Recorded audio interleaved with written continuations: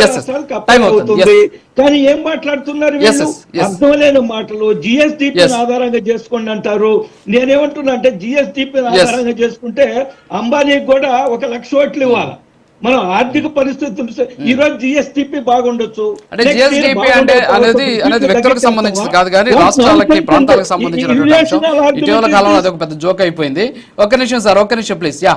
మళ్ళీ వస్తాను మీ దగ్గరికి. హనుమాన్ గారు ఇందాక మీరు ఒక మాట అన్నారు ఏంటంటే దక్షిణాది రాష్ట్రాలకు ఇచ్చేటటువంటి నిధుల విషయంలో కూడా భారీ ఎత్తున అన్యాయం జరుగుతుంది అనేది. ఇది ఖచ్చితంగా మనం చర్చించాలి. ఎందుకంటున్నానంటే నేను ఆ మాట, ప్రస్తుతం ఒక రాష్ట్రం 100 రూపాయలు ట్యాక్స్ చెల్లిస్తాయి. దాంట్లో ఆ రాష్ట్రాలకు వస్తున్నటువంటి రిటర్న్ వస్తున్నటువంటి ఆదాయాన్ని మనం కానీ చూస్తే చిన్న ఎగ్జాంపుల్ చెప్తాను. ఆంధ్రప్రదేశ్ 100 రూపాయలు కడితే ట్యాక్సుల రూపంలో 46 రూపాయలు వస్తుంది. తెలంగాణ 100 రూపాయలు కడితే 49 రూపాయల 80 పైసలు వస్తూ ఉన్నటువంటి పరిస్థితి.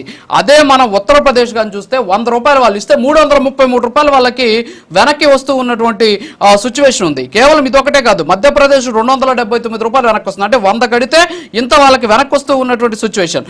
రీసెంట్ గా మనం చూస్తే బీహార్కి అయితే 922 రూపాయలు, 100 రూపాయలు కడితే 922 రూపాయలు వాళ్ళకి వెనక్కి వస్తూ ఉన్నటువంటి పరిస్థితి. అంటే ఇక్కడ చూస్తే మనం ఈ 5 రాష్ట్రాలు ఏవైతే ఉన్నాయో, అంటే కేరళ, తెలంగాణ, ఆంధ్రప్రదేశ్, తమిళనాడుకి సంబంధించినటువంటి రాష్ట్రాలు ఏవైతే ఉన్నాయో ఇవి చూస్తే లాస్ట్ మనకు వచ్చినటువంటి డబ్బులు చూస్తే 27,336 కోట్లు మాత్రమే కేంద్రం నుంచి వీళ్ళకి రిటర్న్ వచ్చినటువంటి పరిస్థితి. కానీ అదే మనం 3 రాష్ట్రాలు బీహార్, ఉత్తరప్రదేశ్, మధ్యప్రదేశ్ ఈ 3 రాష్ట్రాలు చూస్తే 62,024 కోట్ల రూపాయలు వాళ్ళకి వచ్చినటువంటి సిచ్యువేషన్. సో దీని మీద చర్చ జరగాల.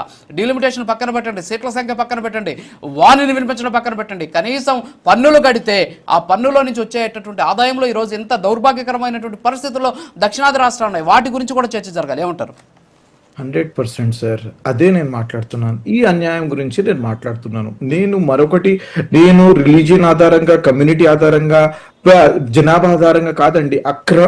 అన్యాయం జరుగుతుందని చెప్పేసి చెప్తున్నాను. ఈ రోజు మనకి Raj garu, you are a senior journalist, please tell me what are the main problems in both Telangana and Andhra Pradesh as well as in South India. Let us talk only about Telangana and Andhra Pradesh for this.